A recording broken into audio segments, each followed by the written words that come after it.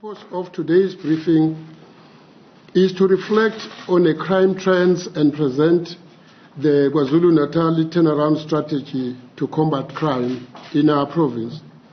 Primarily, our plans are mainly focused on addressing the scourge of stubborn crimes such as murder, the scourge of gender-based violence, and taxi violence in our province.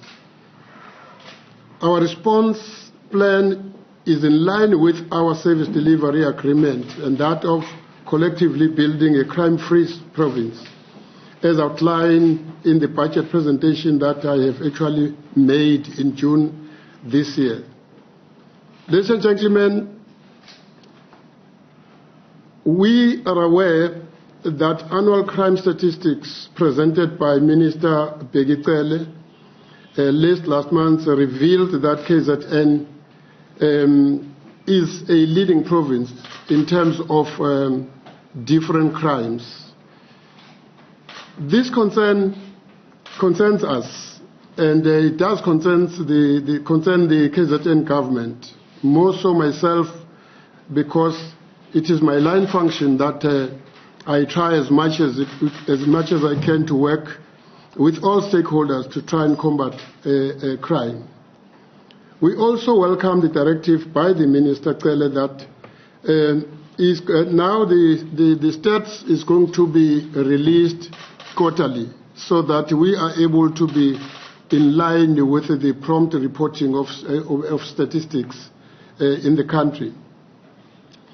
The violent crimes trend analysis, ladies and gentlemen, of 2019-2020 in the province reflects that all contact crimes except attempted murder has increased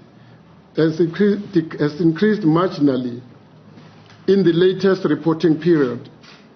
The crimes which saw the largest increases were murder, which is 10.6%, common assault, which is 5.9%, and sexual offences, which has increased by 5.4%.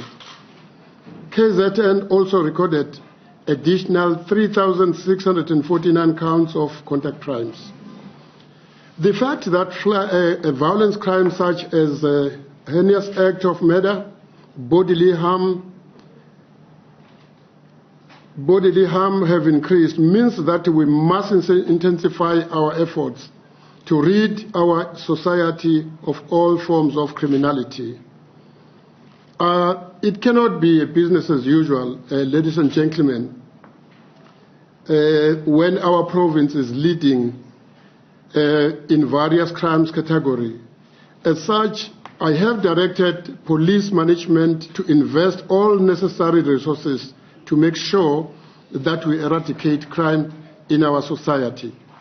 However, all crime within the property crimes category have decreased, and these include burglaries at homes and business, theft of vehicles, and stock theft.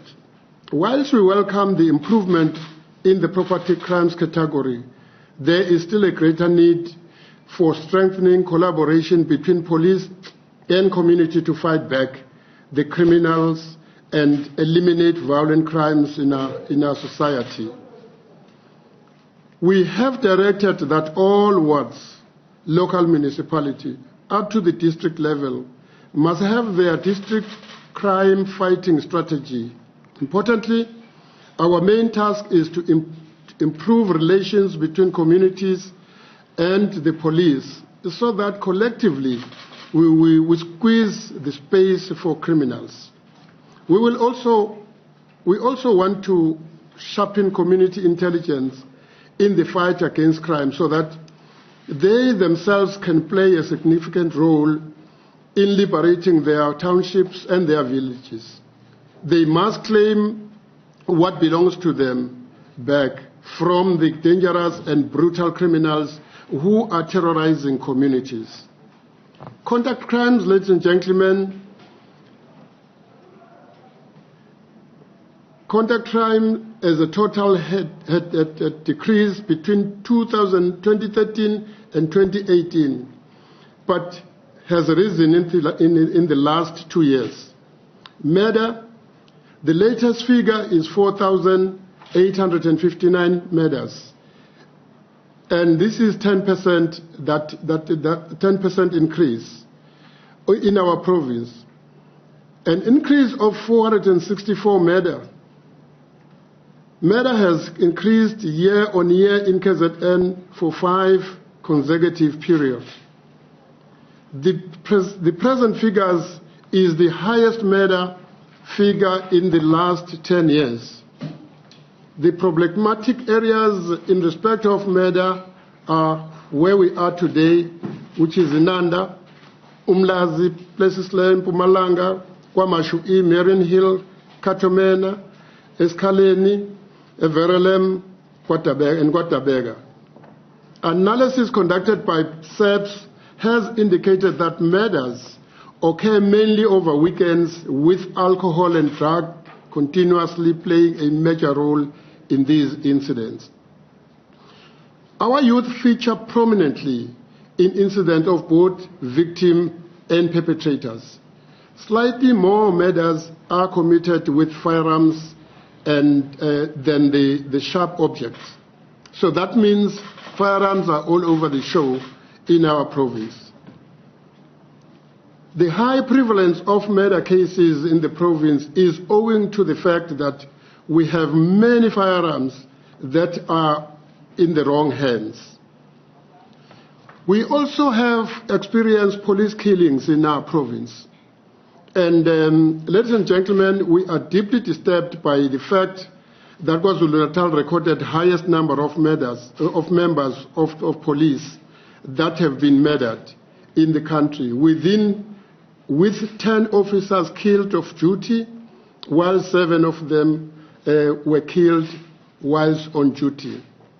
The alarming number of officers being killed in the line of duty clearly demonstrates that police are under siege and are also targeted by criminals, even in the communities where they live. This act of criminality needs to be confronted head-on by all of us, because it is a direct attack to the state. On this note, we commend the police who on Tuesday defended themselves against criminals in Malvern, in Durban, which resulted to 5 suspects dying during the shootout. This will send a clear message, and it will be a strong message to criminals. Ladies and gentlemen, we have also a scourge of gender-based violence in our province. This scourge of gender-based violence is one of the persistent crime that needs serious and urgent attention by all of us. We must bemoan the cruelty and brutality against women and our children. The crime directed against women and children is alarming, and all of us need to stand up to defeat the scourge. Many gender-based violence incidents happen behind closed doors, so police rely on statements and information given to them by community members. We are really angered by the ongoing killing of women by suspected serial killer in Mthwalume, south coast of the KwaZulu-Natal. Yesterday, a 5th body was recovered, and we have instructed police to work day and night to ensure that the suspects are arrested sooner than later. And I would like to report that this forthcoming Saturday, Premier of KwaZulu-Natal, Khuzeni, Minister Cele and myself will be interacting with the community in that area so that we are able to establish exactly what is it that is happening in that area. But again, we will rely on the information given to us by community members. Sexual offences, as said above, has risen by 5.4%, and that is 9,809 incidents. Problematic areas include, once again, Inanda, Umlazi, places like Mpangeni, Watuguza, Osizwe, Nopongolo, Kwamashu, Mountain Rise, and Eshowe. Within this category, rape increased by 4.6%, which means it was 8,268 cases that were reported. Sexual assault increased by 8%, which is 1,367 cases reported. The contact sexual crime increased by 24.3%, which is 174 cases reported. Whilst trying to clamp down and eliminating these heinous gender-based violence crime will not be an overnight assignment. We are confident that we are in good space to tackle this scourge and reduce the current levels of violence in the society. Our turnaround strategy will focus mainly and more on intelligence-driven operations and community support to reduce the frequency and intensity of crime.